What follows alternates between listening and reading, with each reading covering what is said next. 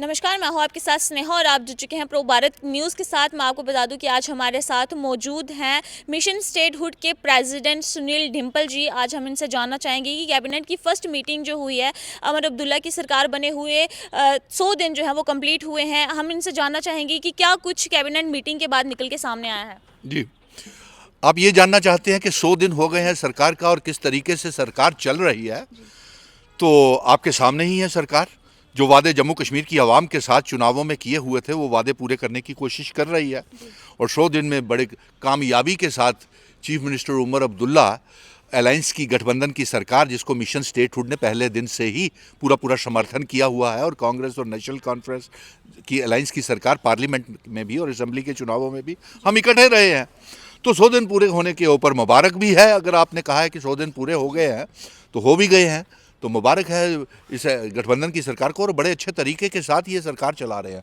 अब आपका दूसरा सवाल था कि कैबिनेट मीटिंग हुई है और बड़े जोर शोर से 2025 की पहली कैबिनेट मीटिंग थी, उससे निकल कर के क्या आया। हाँ, ये तमाम पत्रकार मित्र मुझसे ये पूछ रहे हैं कि वो कैबिनेट मीटिंग में क्या निकला।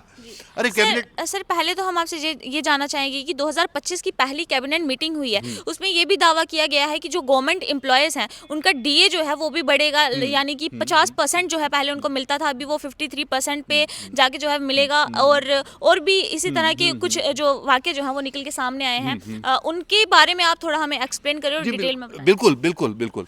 लेकिन मैं स्नेहा आपसे एक बात कहूँ। पत्रकार मित्र यहाँ पे बड़े तरह के सवाल उठा रहे थे कि कैबिनेट मीटिंग हुई है, बड़ा शोर था, लेकिन निकल करके कुछ नहीं आया। अरे भाई, निकल करके पब्लिक डोमेन में माना कि नहीं आया है, लेकिन इसमें कैबिनेट, क्योंकि जो फैसले कैबिनेट मीटिंग में हुए हैं वो मिनट्स ऑफ द मीटिंग जो है अप्रूवल के लिए, ऐसी शतरंज की चाल भारतीय जनता पार्टी ने चली हुई है कि चुनी हुई सरकार आसानी के साथ अपना काम नहीं कर सके। और ये एलजी के पास जो है परमिशन के लिए जाएंगे, वहां से अप्रूव होंगे, तो उसके बाद हुआ है ये। आप जनता ये जानना चाहती है कि हमें जो सरकार जो है वो अपने खुद के फैसले जो है खुद नहीं ले सकता है, पहले वो अप्रूवल के लिए जाते हैं। ये आप पूरा कहना चाहते हैं? बिल्कुल। अब देखिए, इसमें जहां तक मेरी जानकारी है, इस कैबिनेट मीटिंग में सबसे पहले तो इसी अप्रैल के महीने में दरबार मूव शुरू करने का भी फैसला लिया गया होगा। सुनते जाइए आप सारी बात। उसके बाद नंबर 200 यूनिट बिजली फ्री, 12 गैस के सिलेंडर, डबल राशन का भी फैसला लिया गया होगा।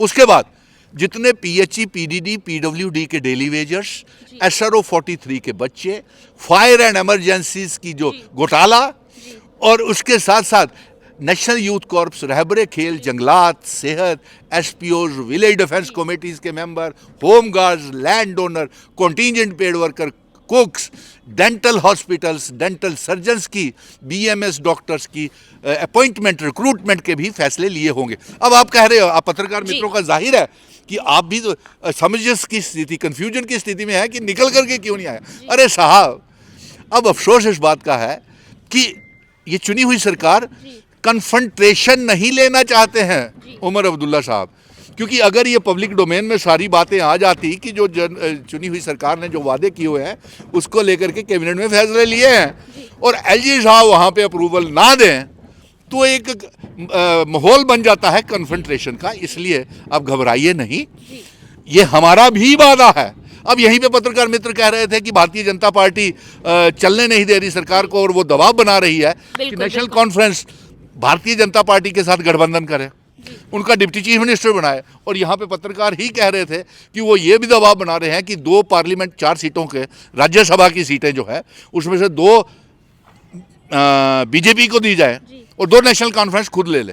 क्यों साहब, आपके 28 एमएलए भारतीय जनता पार्टी के और 2 मेंबर पार्लियामेंट जम्मू कश्मीर डोगरा रियासत की वापसी की बात ही नहीं करते हैं। कभी उन्होंने प्राइम मिनिस्टर को नहीं कहा कि रियासत वापस की जाए। हमारे जिन शर्तों के ऊपर महाराजा हरी सिंह जी जम्मू कश्मीर रियासत का इल्हाक भारत के साथ करके गए, जैसे कि आप रियासत वापस पाने के लिए भी एक जंग लड़ रहे हैं, उस पे भी आप क्या कहना चाहेंगे? जी, लड़ रहे हैं। फरवरी महीने में एक बहुत बड़ा धरना प्रदर्शन हम आर्टिकल 370, 35A और रियासत के दर्जे की वापसी, इंस्ट्रूमेंट ऑफ असेशन की शर्तों को लागू करने के लिए हम जंतर मंतर पे करने जा रहे हैं। नंबर आपको बता दें। और मुझे उम्मीद है कि प्राइम मिनिस्टर साहब शायद 26 जनवरी को, क्योंकि उन्होंने जेड मोल टनल के उद्घाटन में उमर अब्दुल्ला साहब को ये कहा था कि मैं मोदी हूँ, जो वादा करता हूँ पूरा करता हूँ, और वो वादा पूरा करने का समय आ गया है। ये वादा क्या, ये तो सुप्रीम कोर्ट ने भी आपको हुक्मनामा जारी किया हुआ है कि रियासत जम्मू कश्मीर को वापस की जाए। नंबर 2, आपने पार्लियामेंट के चुनावों में भी और असेंबली के चुनावों में भी ये कहा कि असेंबली के चुनाव होते ही रियासत दी जाएगी, तो अभी तक कोई वादा पूरा नहीं किया। और मुफ्त बिजली की, देखिए हम लोग कोशिश कर रहे हैं, रिलायंस की सरकार कोशिश करी कि 200 यूनिट फ्री बिजली दी जाए, लेकिन भारतीय जनता पार्टी की तरफ से बड़े बड़े विज्ञापन आ रहे हैं, क्या जम्मू के लोगों को मुफ्त बिजली चाहिए तो वो सोलर लाइट्स लें जी। हैं, यानी कि गरीब इंसान लाखों रुपए की सोलर लाइट्स कैसे अपने घर में लगा सकता है?